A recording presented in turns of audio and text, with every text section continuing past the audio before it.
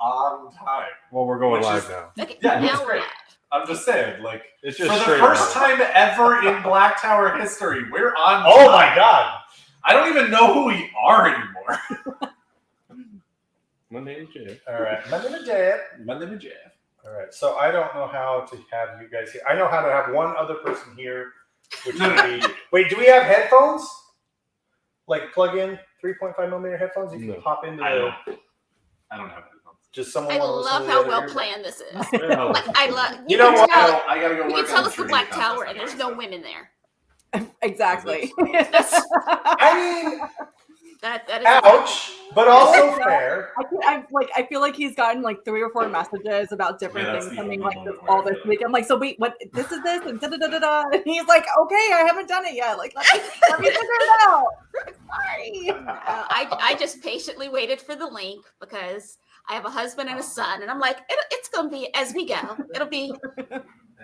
It's Yeah, fine. Sorry about that. You're fine. It's all good. We'll do better next year. Next year, it's a So- learning curve, right? It's a learning process. The chaos of the Black Tower, we expected. Yeah. And like I work with a lot of male creatives, and it's not gonna get better. This is what it's gonna be. And that's okay. That's okay. All right. Well, we will still be here in the background if you need us. I will turn on the volume so I can hear you. Yep. So there might be a delay when we come back, but we are going to pop out so that y'all can do your amazing thing on the panel. We can't wait to listen to it. Absolutely. And also, everybody in the chat, make sure to go to your jordancon.org, get your memberships for JordanCon in April. Oh, actually, I was going to do that. I'm going to do that right now. Yeah, go do it. When I checked like an hour ago, we were at like 667 left. Are you Wow, serious? that's going fast. Yeah. So like an hour ago, we were almost halfway through the tickets that are I available. know you can't see it, but that's the page showing I have mine. All right. Oh, 654 in stock. There you- It's Doing gone this down right by now. 103 And- since I got mine. Andrew, I told Avi that I was going to be talking to you today and how you're ready to spoil her at JordanCon. And she's like, I love it. And I was like, Yeah. she's like, I need that. I'm like, you absolutely do not. It's going to happen. I know it's going to happen. She can't come this year. She has a dance competition. But next year, or 2024, will be the year of Avienda at Nice. JordanCon. 2024. All right. No, she'll be 12, so she'll be full on tween. So y'all can deal with that. I It's a don't. big year. That's a big year. Yeah. Well, she's already full diva, so Yes. Yes. And I know it's my fault, but still, like, nothing wrong with that. Nothing wrong with that. I mean, I know for a fact that nobody is ever going to push her around. Like she's Mm-hmm. never going to have that issue. That's right. That's right. All right. Well, Josh is going to keep working on getting his membership. Okay. And we are going to let you lovely ladies do what you do best and educate us. All right. I'm All going to right. let Leah Oh. take the lead because she is much more prepared. I'm just very brown Aja. So, like, I'm a green Aja, but I've got a very strong brown Aja aura going on with that. So I like Yeah. to like research and know things because honestly, I need to write everything down because I'll be like, yeah, there's a person and there's a name that goes with that person, but I can't remember off the top of my head. Oh, yeah. I'm more green gray. Like I will come in and mediate, but Nice. I will also throw down if they don't listen. So Nice. Well, so I'm Ruth Mistress Leia. I'm one of the mini ideal women on the Threefold Talk show. That is on the Malkier Talks YouTube channel. So if you want to catch us there, we have a show every Thursday at 9 p.m. Eastern time. We've had Ebony as a guest before. That was a lot of fun. So I'm sure we'll have her back as we approach JordanCon. So I'll kick it over to you, Ebony, to introduce yourself. I am Ebony. I am, like they said, the new member coordinator for JordanCon, and I'm just kind of around in the fandom. I'm just kind of here and there, a little bit everywhere. I did name my 10-year-old Avienda. It was a mistake. It was also my husband's idea. So, Nice. but yeah, that's me. All right, so today we've only got an hour, so we're going to try to push through the topic. We will be discussing wise ones throughout the Randland history. We're going to start with the Age of Legends and how we think that they evolved to be the current set of wise ones. And then if we have time, hopefully we'll get to where we think that the wise ones are going to in the Fourth Age. We'll see what happens. Probably won't get to cover everything, but It'll be good. We're gonna power through. So, Ebony, did you have any opening thoughts? Not necessarily opening thoughts, but I really do hope we get to the subject of Savannah, because I think she kind of initiates a change in it. But let's just get started. All right, let's get started. So in the Age of Legends,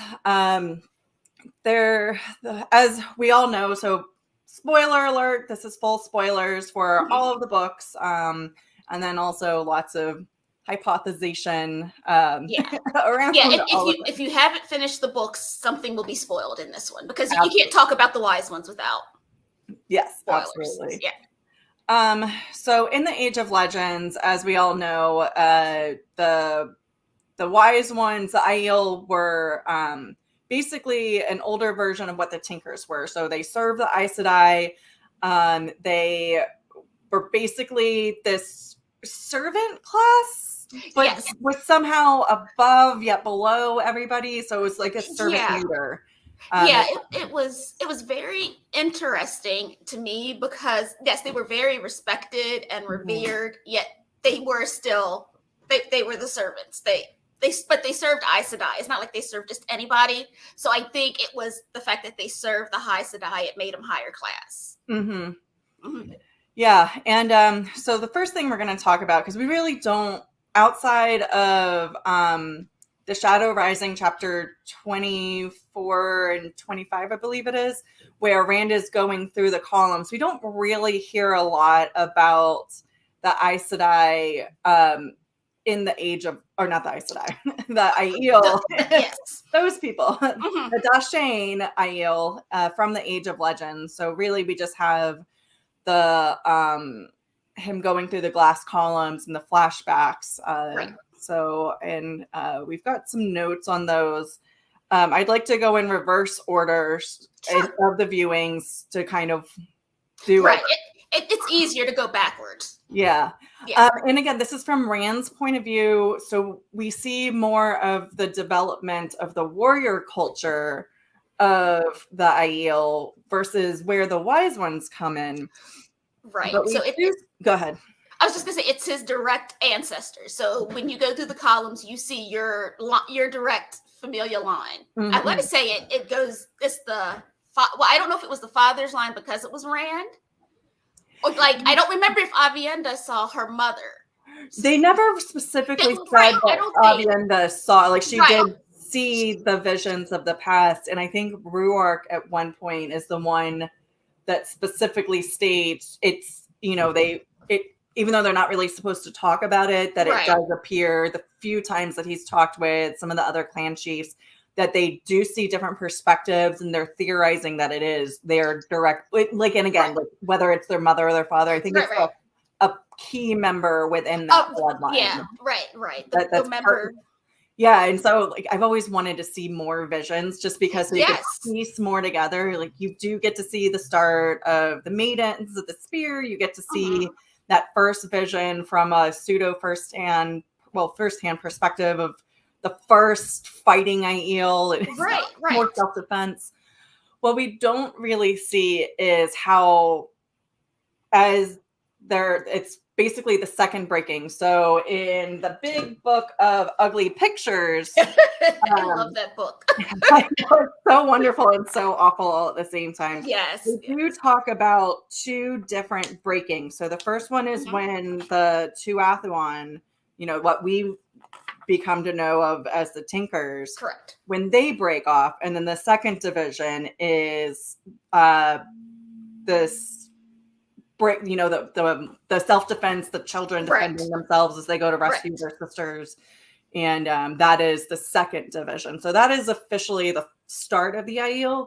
Yes. it's almost within 2 generations Right. that there is a solid breaking. So you've got what used to be the Daishin Aiel, which are the ones that served the Aes Sedai. They have distinctly become the Gen Aiel. They dropped the Daishin, Right. and then the Aiel culture that we know and love in the books, they just become the Aiel, and it very quickly changes Yes. over. One thing that we don't know is, and so we see that the first male warrior society essentially forming, and then we see the Maidens of the Spear forming. What we don't see is how the hell do the Wise Ones get started? Right. Because you don't get the feeling that Wise Ones existed in the Age of Legends. Yeah. Right. But what we do see, it's not necessarily in the 8th vision, as it's in the 7th vision. So the person from the 8th vision is still the same person in the 7th vision. So it's Jonai. He's age 63 at this point, and he's talking with his wife. Right. Who has the ability to dream. So from very early on, and this is one thing I've always wondered, and I'd love your opinion on this. So the Daishin Aiel, the women, I mean, obviously they have this dreaming abilities, but do you think they also have the ability to channel maybe at like a lower level? So, if I recall correctly, very distinctly, you do not have to be able to channel to walk the dream. So, but there's 2 different things, because I had an argument with Drew McCafferty about this, and it was the only time I was right. He was wrong, and I was right. Woo! Yeah, that's going to be exciting. But yeah, it was. Like, I will let him live it down. But having prophetic dreams and dream walkings, 2 different skills. Oh, interesting. So it is like there are people that can do both, but it is possible to have prophetic dreams and not necessarily have the skill to walk the dream. Oh, wow. I didn't realize that, though, because we mostly see that from Egwene's point of view for the most part. Right. But there are Wise Ones that have the prophetic dreams, but that don't necessarily walk the dreams. But the book focuses most on the Wise Ones that walk the dream, because that is how they communicate. Yes. But also, we know that walking the dream has nothing to do with channeling, because there are Wise Ones that can walk the dream that cannot channel. So dream walking seems to be a completely separate skill, which always made me wonder, really, where is the dream world, right? Like, on what plane is it on that people who can't touch the source can enter it? Yeah, it's like that in-between world. Right. So the canvas on which all the threads lay on. So that's how I've always imagined it, is that if each parallel universe is one, I'm just going to use like on the X plane, then potentially Tar is the Y plane. Right. I think I got this, the Y plane and the X plane. Anyway, I think that's right. Yeah. I'm not talking about math here. No math. But also, I have always kind of felt like the Wise Ones were something that came about from the Gen Aiel, because they had those 2 Aes Sedai with them. And I would think with the 2 Aes Sedai seeing what was going to happen, that they, being women, would go to the women of the Gen Aiel and be like, look, there needs to be some kind of order. Everything is splitting up. We need you to make sure things are kept. I mean, they know all the secrets, right? Once you become a Wise One, you know all the secrets. You see where you came from. So I always felt like the Wise Ones may have been something put in place by the Gen Aiel. Yeah, because they specifically say in the first vision, the chronologically most recent vision, that the Aes Sedai summoned the clan chiefs and the Wise Ones. So at that point, somewhere between the Aiel being created and this last vision, there are specific people called Wise Ones. So, and they do have a role within the clans, within the subs, within the general culture. So somewhere between all this, and I've always wondered if, because the visions are so limited, that the women always had this leadership role, kind of like the wisdom in Two Rivers. whether that was always just some sort of tangential leadership role, like the women's council and the men, or the women's circle and the men's council. I am sure it was, and then I think with the breaking, it just strengthened that. Like you see in the Age of Legends, that they were kind of women and men were kind of evenly matched. Like it didn't matter. What mattered was what you could actually do. But then with the breaking, we see that we're all like, oh no, we'll do it. You guys just you had a chance. We told you not to do it. You did it anyway. Yeah. We're the female Aes Sedai definitely yes are the survivors of that. Right. So I could absolutely see female Aes Sedai going, look, women and I feel like it would be all over wherever there were Aes Sedai, people who could channel left, Aes Sedai left, they would definitely be like, even if you cannot channel, if you are female, you need to take up this role now. You need, because like in my Big Fat Greek, the men are the head, but the women's the neck. We tell the head, and just that kind of underlying look. we can't trust them anymore. Just do what it is you need to do to manage it. Yeah. So, and I think that was probably like the backup plan was at that point. There was like, okay, and when the Aiel broke up, the other thing I've always wondered is like, so then they divided into all these clans. Like, what differentiated? Who facilitated that? Was it just like, I'm gonna hang out with him because we're close and we're like exactly. That's what I'm wondering is how, because I feel like the women especially were the ones that were very much keeping to the tradition of serving the Aes Sedai, and then to go over to something that is so counter to their culture. But you even see like wise ones in the present day, and I'm kind of jumping topics a little bit, but they still very much still serve that Aiel, that Dashane Aiel concept. They don't participate in battles. Correct. They can literally walk through battlefields. They can cross clan lines. They are the ones that keep the peace. They really are like more than the Tinkers, more than anyone else. They are the ones really still holding true to that original concept of what the Aiel are, which is fascinating. But I will add, I think they matured more than the Tinkers did in the fact that they took the reality of what happened in the breaking, and it was like, okay, it is not possible for us to live the way of the leaf and for us to survive.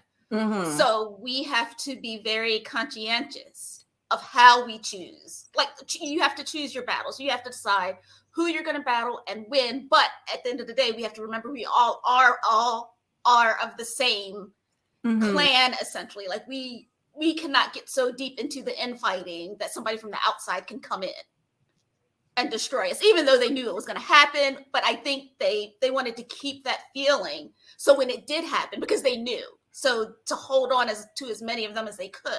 I mean, that really seems like that was their ultimate goal, was to keep the Aiel together after everything happened. Yeah, I love that. That makes total sense. They knew what the future was. They knew what the past was, or they knew what the future is supposed to be. They know what the past was, and they knew that there had to be some sort of bridge. Right. And they wanted a strongly constructed bridge. Right. I mean, essentially that was their role. I mean, that was their ultimate service to the Aes Sedai, was to keep that knowledge of the past and the knowledge of the prophecy and what was supposed to happen, to make sure that they remain, because that really is, the Aiel are really the best connection to the Age of Legends. Right, because the Tinkers are kind of not a perverted, but kind of a modified. It's modified. Like they've gone too far. They have gone too far. Like you gotta protect the babies. Like you can't just let whatever happen. You should protect. Well, yourself. in a society like in the Age of Legends, where you were a protected class, it does make sense that you would never lift a hand to hurt anyone, but you don't have that protection anymore. And they very much always felt like, to me, people that were living too much in the past. Like they want to be in the past so much they don't really want to face the reality of the world they're in now.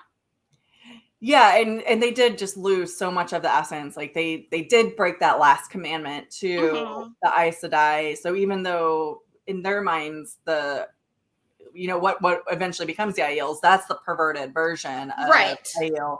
But yeah, Yeah, no, I think it's very interesting because it's like they both went to extremes. It broke. They both went to extremes, but yet you have the wise ones that are kind of in the middle, that are the connection, because the wise ones know. The wise ones know that who the Tinkers really are. Do you think, as you know, the Just Aiel were being formed, whether there was a conversation among the like old version of the wise ones that existed within the Gen Aiel, like as people were moving over, do you think there were discussions of like, your husband is going, or your brother, or whomever is your father is going, like you should probably go to try to preserve some of the old ways? Or do you think they were just like the Gen Aiel were like, it's your freaking decision, you go? No, so here's the thing. There were still Aes Sedai there. They absolutely. Well, the Aes Sedai kept coming and going. Right. But I feel like. And it did take, like, I think, God, I can't even imagine how long it started to take to build Viridian. Exactly. Between the second vision, which is the Aiel crossing into the waste officially and getting that water oath, to the first vision, there is, I think I wrote down the times somewhere in these notes, 4 generations between the first vision and the second vision. So it at least took, like, if you consider hypothetically, if they were able to get up to 60 years of age, times that by 4, that's oh my god, math, 240 years. Right. So I still feel like that there was an initial plan, right? Like, I don't want to say Aes Sedai are sneaky in planning, but they're sneaky in planning because they have to be, right? And I think that I am sure in that long walk that they were on, that they were the whole time formulating what they were going to do. And I'm sure they gave certain wise ones, or to the wise ones, to be very specific instructions as to this. You need to stay with this one who we foresee being a clan chief. They are going to need counsel. That clan is going. Oh, interesting. So the Aes Sedai would have, like, behind the scene. Maybe the Gen Aiel were not encouraging, but the Aes Sedai behind the scenes. I think the Aes Sedai, no matter what, because I feel like one of the Aes Sedai that was with them could foresee. Because I've always wondered how much the Aes Sedai that were traveling with them knew about the Aiel's future. Right? Because I feel like if they knew, so they gave them so many things to keep away, things of power, because that's who they trusted, right? For centuries, this is who they trusted with these things. I can't imagine the Aes Sedai just saying, "Watch this, we'll be back." Yeah, I feel like they gave them very detailed instructions, and I don't know how much they knew about the clans breaking apart. I don't know. They could have engineered it. They could have engineered interesting. Them breaking into clans and being like, okay, look, these are the 13 men that we think would have a strong following behind them. And they specifically say that, like, in that first vision, the Aes Sedai do give very specific instructions, and they say, if you do not do this, your clan and your seps will die. Like, you will be, like, no more. Yeah, you'll, like, you can choose not to do this right now, but you will provide a negative legacy for your people. You have to choose to follow this way. Yeah, I feel like because the Aiel were the Dashan Aiel were so valuable to the Aes Sedai, I do not think they would have just left them to the wind. I think they would have had some kind of plan to try to keep as much of them together as they could, because those are really the only ones they trusted at this point. They didn't trust the male Aes Sedai with any things of power. No, of course not. We only had so many female Aes Sedai left, really, because they were busy trying to keep the male Aes Sedai from destroying everything. So they're like, these are things of power. We need to hide it. We need to keep it here. Like, it's broken. We've got to try to get everything back together. Yeah, absolutely. So, yeah, I feel like that they were so busy that this was the real task that the Aiel were given. And that is what the Tinkers don't realize. You know what I mean? Like, that's where the Tinkers, it's not to maintain the way of the leaf. That is not what the Ice, that is not. And the Tinkers eventually do have an interesting part in the last battle. Like it is necessary to have those people that are going around and collecting the wounded. They eventually start collecting arrows, like touching arrows to redistribute to your forces. They realize, like, touch it. Like I even feel like they start evolving a little bit right there Right. in that moment of need. There's just this big epiphany that Right. Green and her husband. Oh God. Yeah, that guy. Yes. Oh God, it's gonna bother me all day. Yeah, that one. But yeah, so they do have this big epiphany. So they do eventually evolve a little bit. Well, They budge just a little, but it's at that cracking of like literal humanity. right. So- They're like, you know what? We can't just.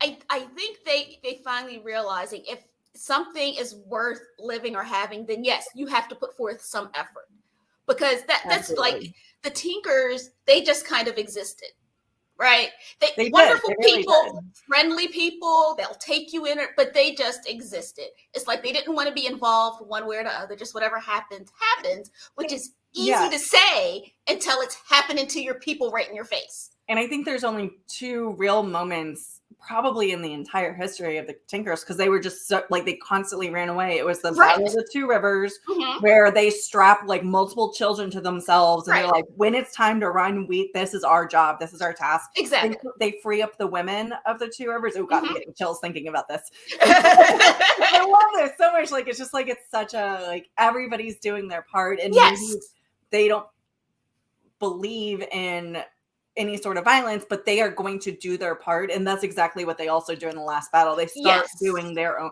So, and I totally agree when, especially with Perrin, when he chides people for calling them cowards. He's like, "Are you kidding me?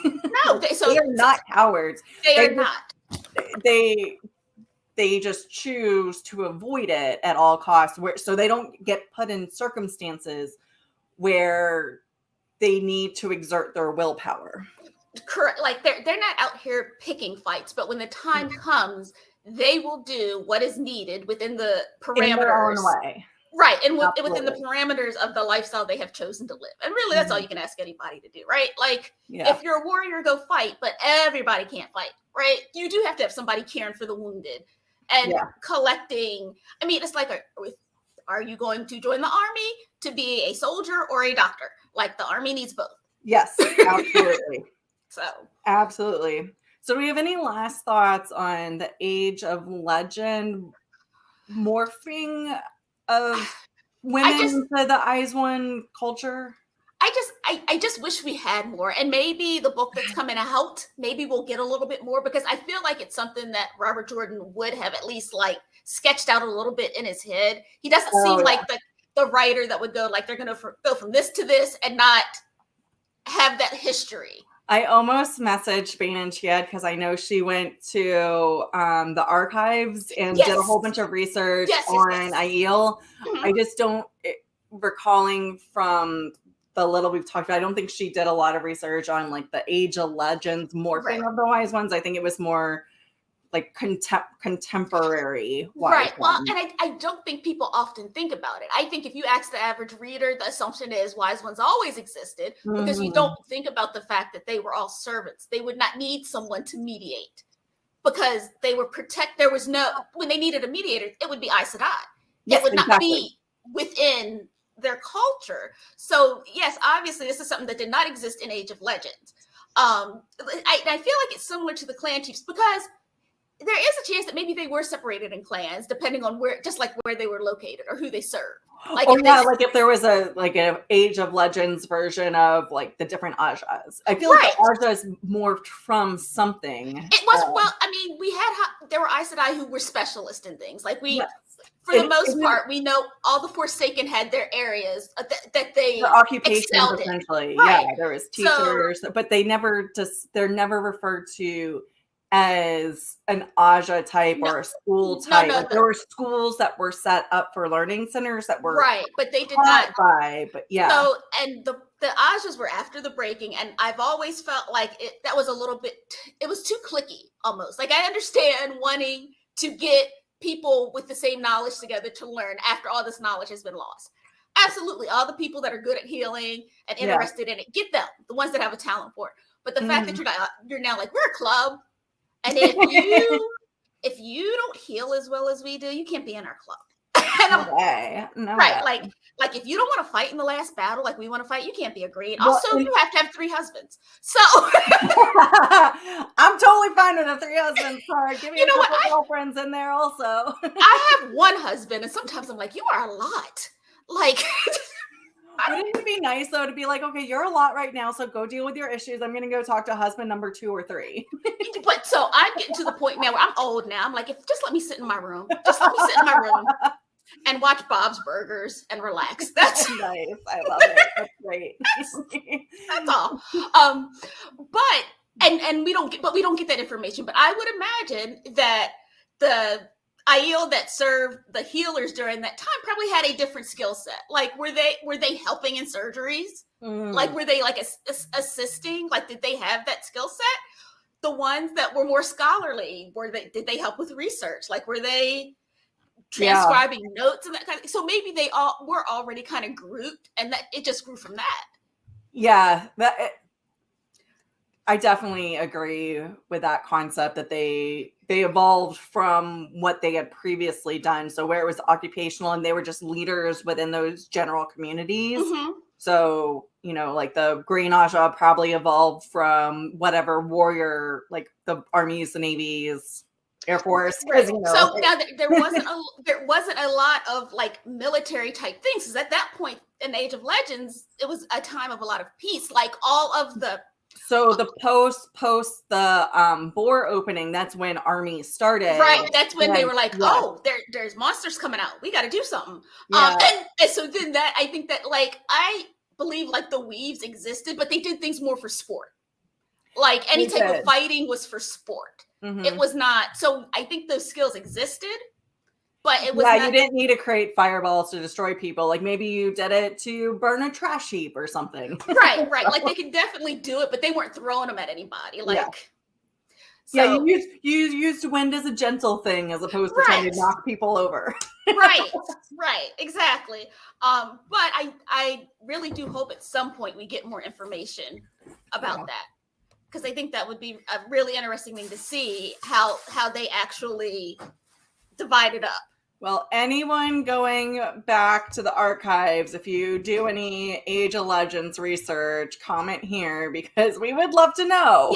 Yes, we would like to know. Cool. All right. Yeah, and I don't think I have any other thoughts on the evolution of the Wise Ones from the Age of Legends to essentially what is Rhuidean. I think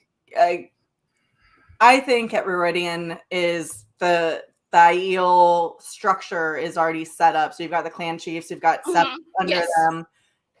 The Wise Ones exist as their own entity because they are specifically called out in that first vision. Right. So we can go to what the Wise Ones are now, and it's a very basic description, but then we can talk a little bit about how your homegirl Savannah kind of breaks that a little bit. She breaks so many things. She really does, and totally unintentionally. I don't. Some of those things were intentional. Like I feel like she would have. I just don't think she knew.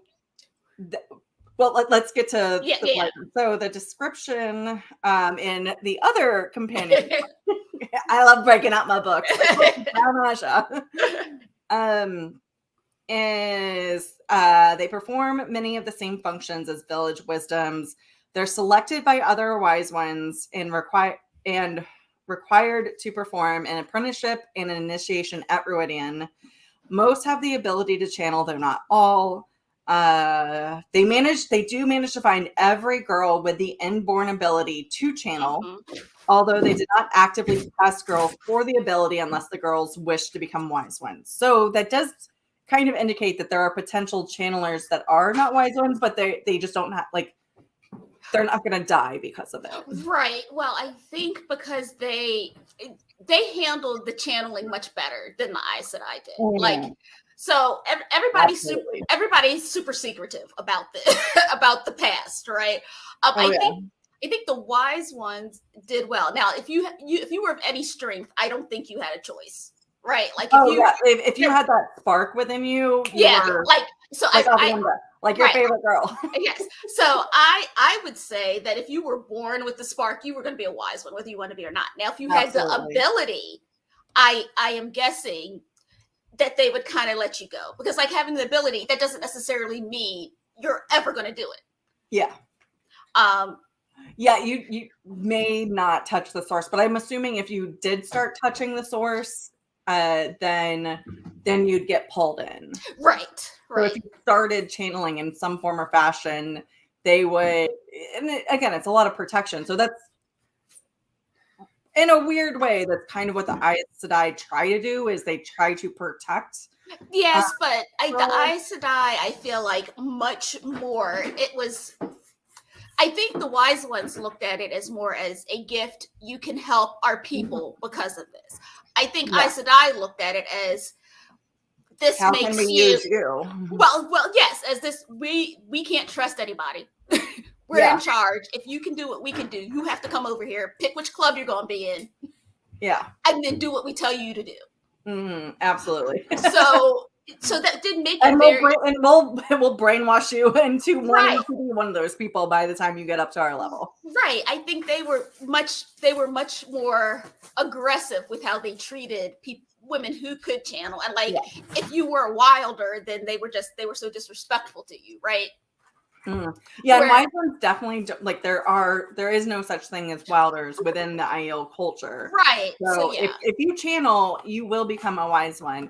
And one thing I love though about the wise ones, it's totally contrary to the wilder concept and what the White Tower does, is you don't have to be able to channel to become a wise one. Right. You could just be a wise woman. Right. You can be a good negotiator. You can have you can have all those skills and just not the ability to channel. And that's fine. We'll still use you.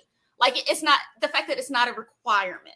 Yeah, and I love that so much. Yes. It's not all centered on this one ability. And I know that the Aes Sedai kind of look down at the wise ones as not being, and I don't think they are quite as skilled. They don't really rely on the power that much in their daily lives or like in general. They're not, it's not like they are training. Yeah. But because of how the Aes Sedai are in their Ajas, there are people who aren't good at healing, right? Because they don't learn, there's basics that I feel like aren't taught. Like, once you've decided your Aja, there's not a basic 101 of healing. But I feel like with the wise ones, I'm sure anybody that had the strength to heal knew basic they're healing. Sharing everything. And then even then they're still using herbs and all that sort of stuff. Herbs. They're not so dependent on it. Like, it's not, it does not define them. The ability to channel does not define them, where that is absolutely what defines an Aes Sedai. And how strong they are. That's the other thing, is I don't think they cared about your strength. It was just, either you can do this or you can't. Not a big deal. We'll find somebody else. Yeah. And then the last paragraph here, we've talked a lot about it. Wise ones can walk through battlefields, even blood feuds and water feuds, all battles, all conflict, unharmed. The last paragraph says every hold has a wise one. So there is at least one wise one in every single hold. So again, very similar to a village wisdom, or that's what we're familiar with because of the Two Rivers. But most places throughout Randland did have, even like, it's a very medieval type thing. Like, there was always a healer of some sort. So in a social sense, she was ranked with the roof mistress and chief of the hold. She served. So there is a little interesting. Among the wise ones, ranking is based on age, leadership abilities, and will, especially the amount of G accumulated, which we do see an interesting discussion about Amis and Soralia. And so how Amis is the only one that can go toe-to-toe with Soralia. And you kind of see that from Cadsuane's perspective, which I think is very interesting. That, like, Cadsuane's, like, trying to muddle out, because Amis is obviously very, very young compared to Soralia. Yes. Well, and also, she had the young appearance, too, because of how strong she was. Oh, yeah. She is already, where Amis could, not Amis, Sorlia could barely, she could channel, but she was not strong at all. Oh yeah, like she could barely light a little spark of fire. Right, Yeah. right. So yes, I like that they did that though. I like that they did have this very young looking, even if she wasn't super young. But I like how they showed the difference between how Nynaeve was looked at. Nynaeve was super strong, but she was young, so we're not going to listen to her. Where they were like, it doesn't matter. But this one, like, she has proven herself already. We're going to give her the respect. Well, and I think a lot of it, because we don't see that. So, gosh, I can't remember the town name, but it's when they're up with Rand, where he the fire out of the one guy erupted. So yes. I can't remember it. I'm terrible. Write shit down. But we should have had Drew, because he could tell you what happened in what chapter and what book and who did it. And I'm like, what's wrong with your brain? But anyway. No, but this is more fun because then we get to talk. So you can tell us. We can have our opinions. Anyways, so they have a disagreement and they just go off to have tea. Mm-hmm. And again, it's from Cadsuane's point of view, and they had their disagreement beforehand. They came back and whatever Amis said, Sora Leah was just like, girl, you got it, and allowed part of her power to be given to Amis. Well, she's like, you are worthy of this. And again, I've heard this one analogy of leadership. So it's kind of like a spider's web. I know some people are creeped out by spiders, but it's actually a really good analogy, is that as you're pulling from where you are, there's somebody pulling you up. So you're pulling on these strings above you, but then also you're pulling a string below you. So you're just constant, and that's how the spider web exists. The pinnacle of leadership is in the middle, but you're constantly pulling people in towards you to make this tight leadership ring that is hypothetically benefiting the organization or group or whatever it is that you're in. And so that's what Swirly is doing, is she's in the center and she's tightening her hand, pulling Amis up behind her. And then Amis, meanwhile, is also there pulling Avienda up behind her. So they've just got this chain where they're pulling tightly, pulling all these women into leadership.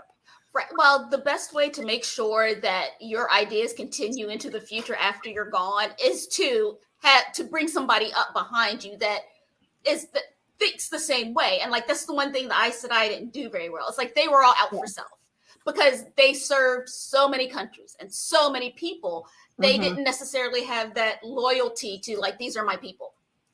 Because they were all the people, and the wise ones were independent of clan or sept or society. So and that's why until the Shido breaking, they were able to cross those boundaries. Right.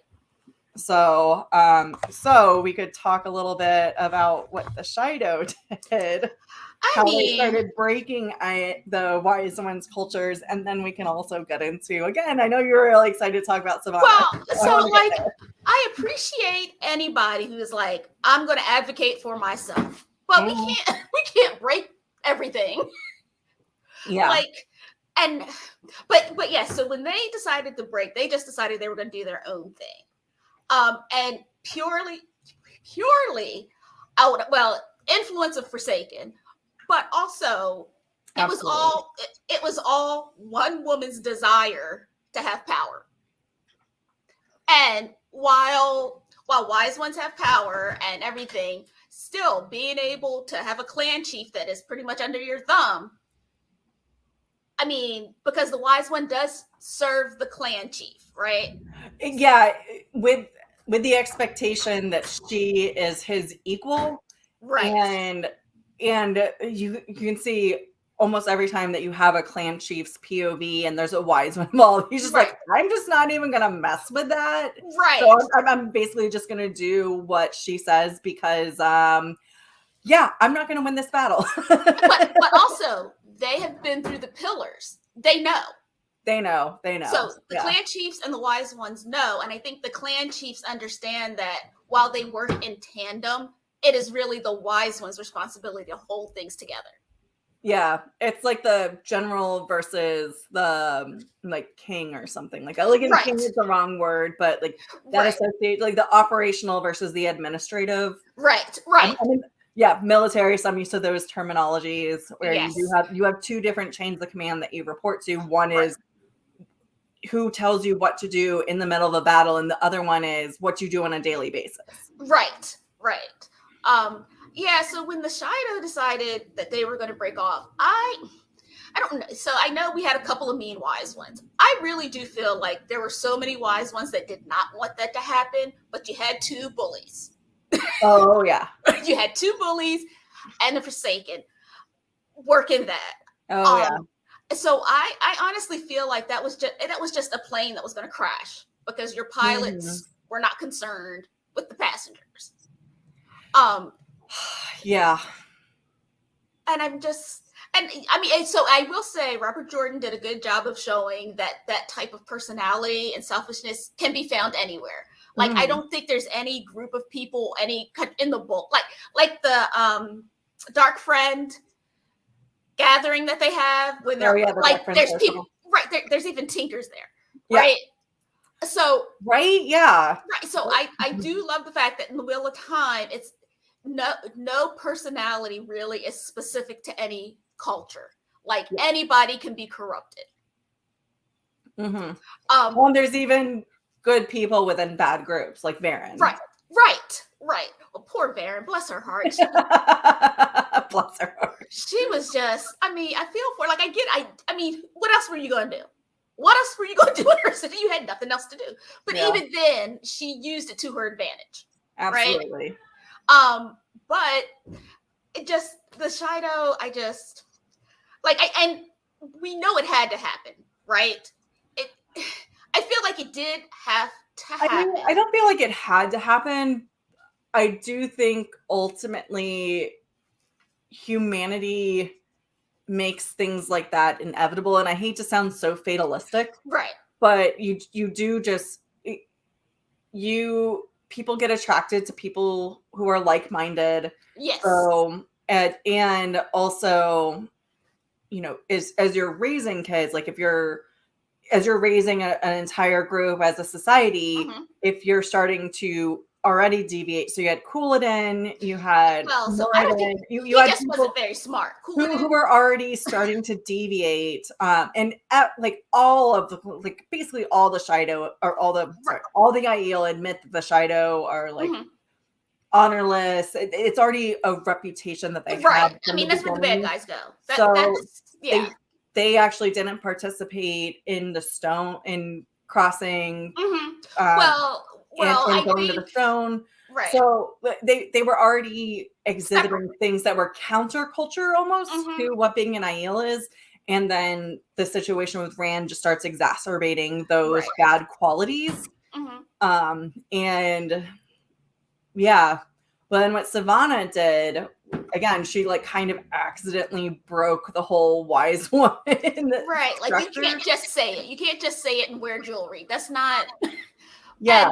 Well, but that's literally what the wise one's requirements is, and they don't even tell you as an apprentice. So in Avienda, like Avienda's damn near broken. Like she just gets so pissed off, and she's like, "What's my honor?" Like, of course, and they're like, "Well, why?"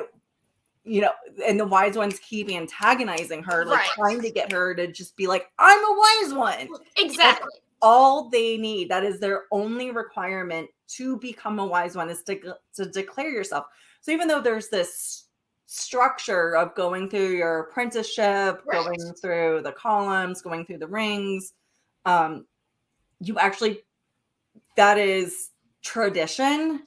The only requirement to become a wise one is to declare yourself. And Savannah, not realizing what she's doing, declares herself a wise one, and Tharabra and the rest of the group is just like, well, fuck. So, but in some ways, I feel like the wise ones brought all of this on themselves by being so secretive about the past.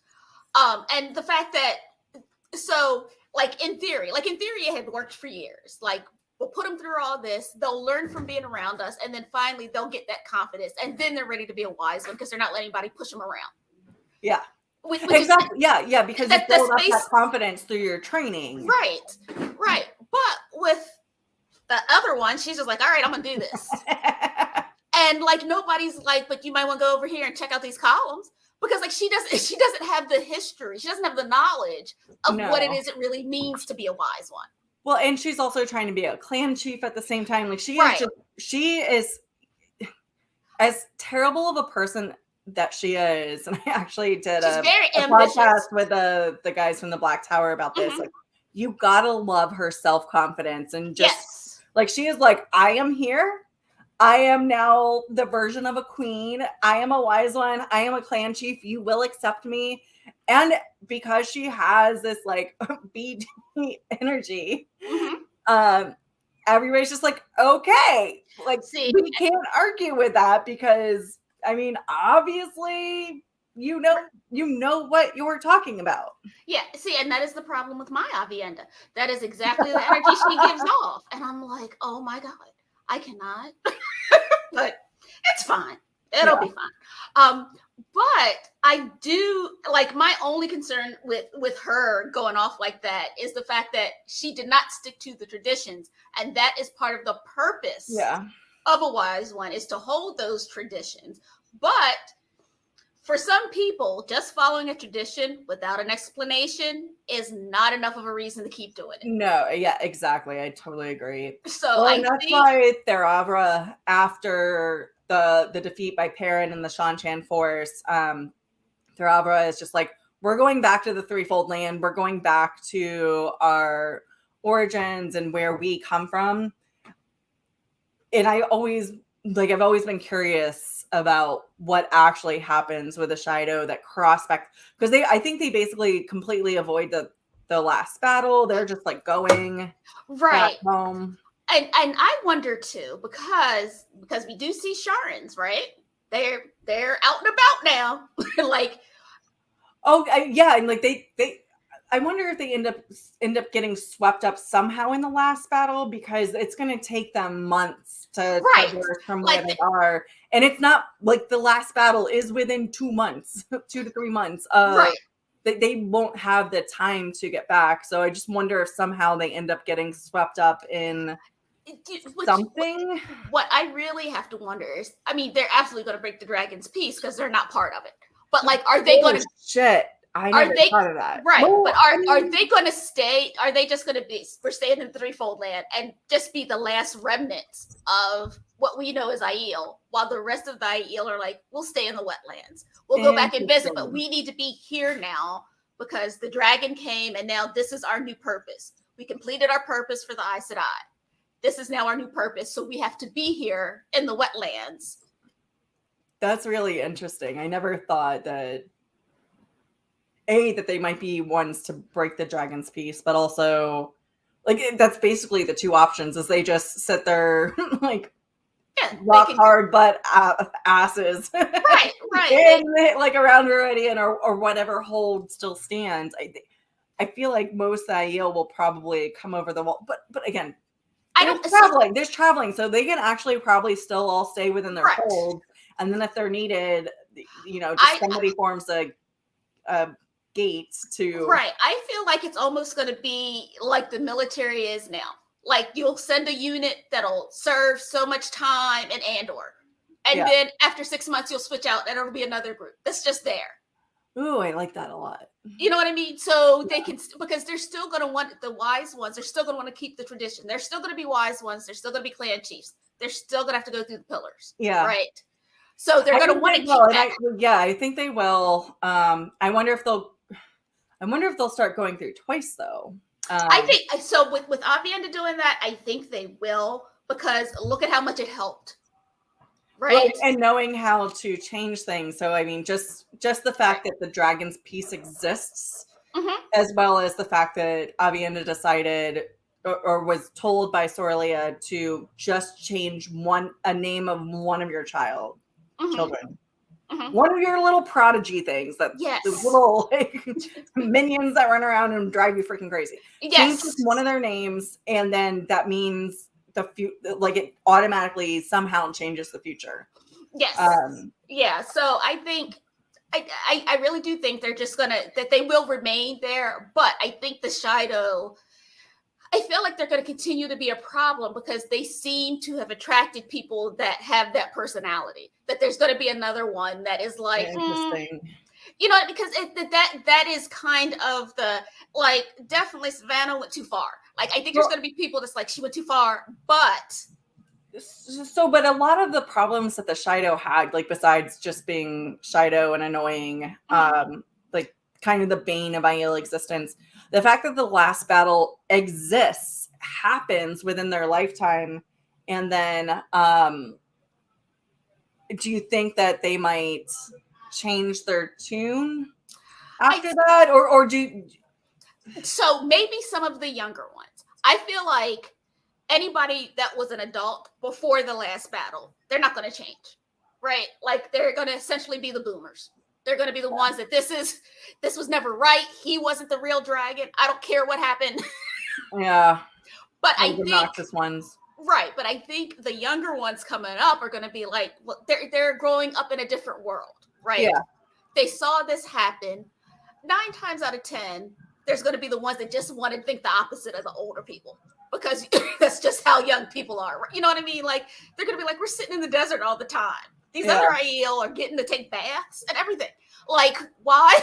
Why are we doing this? Why? They're supposed to be our people.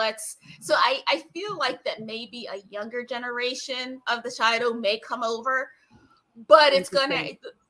So it's almost the same way I look at racism. That eventually we'll get to the point that all those people that feel that, they'll be going. And then we'll just have what's left. Right, there'll always be 1 or 2.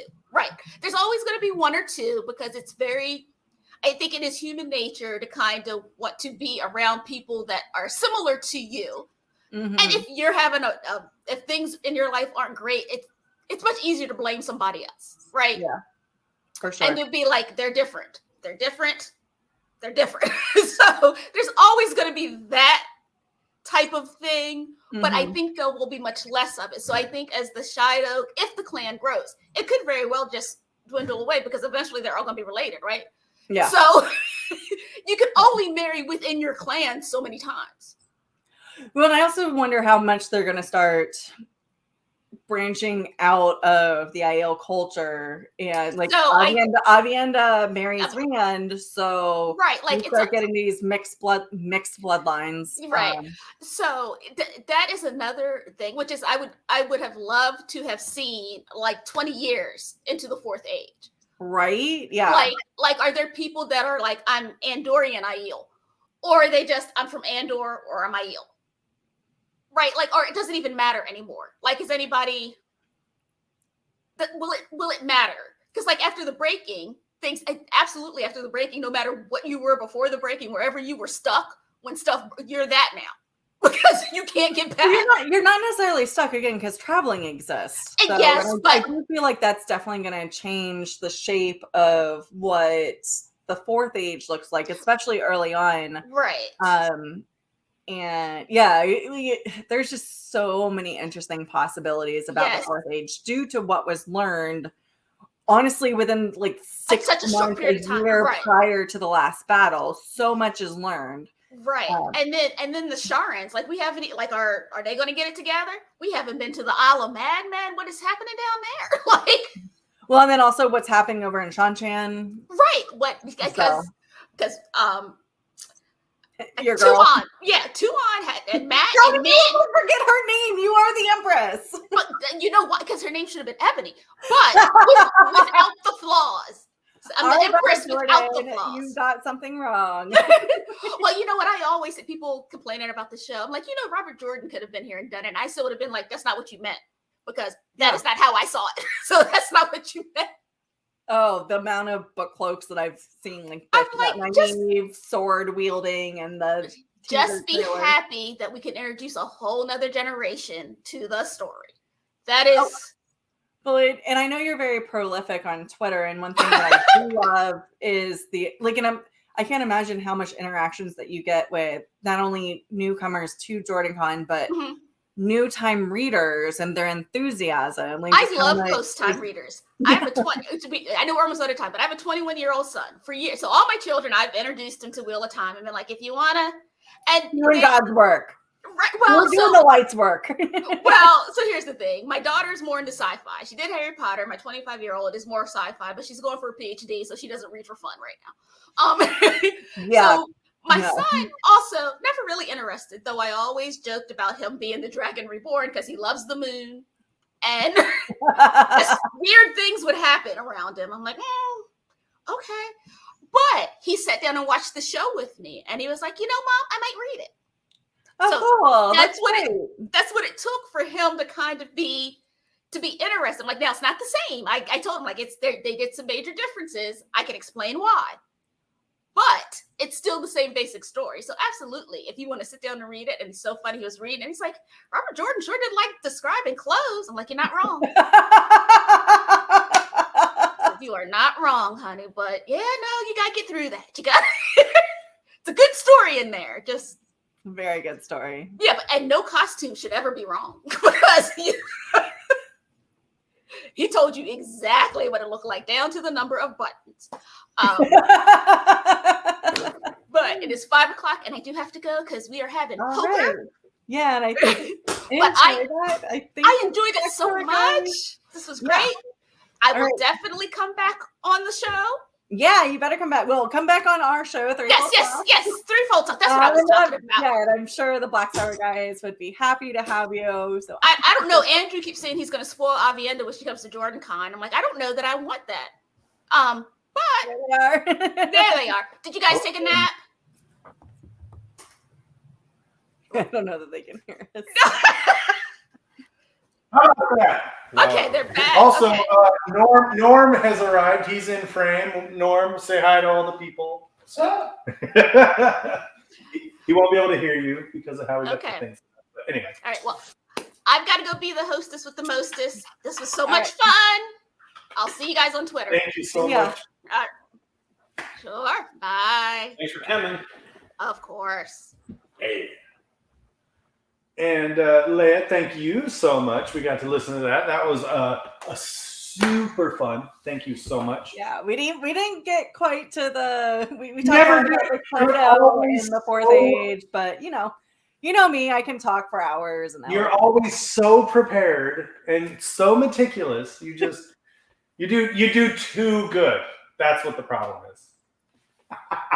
You do like Yeah, well, next time, You just like make sure my podcast panel with is like Dragon 3 or level. 4 hours long, and then maybe I'll be able to. Yes, cover all the yes, topics. Roof Mistress. Yes, Roof Mistress. Yes, you absolutely. do podcasts of the Dragon level prep, which is incredible. I don't know how like you and Morgan and everybody does it. Could I? Oh, I couldn't do what Yeah, Morgan probably. does because Morgan does it regularly. I would just become emotionally. So that's why I like being a guest on shows. So for Threefold Talk, like we just bullshit most of the time. When there are times where I need to do research, I'm like, I got this, guys. And they're like, "Please do." It doesn't happen that often. Like we're definitely more of a variety show. We don't really talk. We will casually talk about the books, but Love nothing it. where I'm like, oh my God, I'm going to go research this. And I'm so excited. We still got to do more in the Fourth Age Black Tower with you. We still got to We finish. That's do, right. and actually. So Did we even make it like really truly into the No. start of the Fourth Age, or were we just like, here's how the Third Age will finish? Yeah, that's well, so we broke up the fourth age into 2 parts, and I think we Oh, got most of the way through the first half of the fourth age about how like post last battle things would start evolving.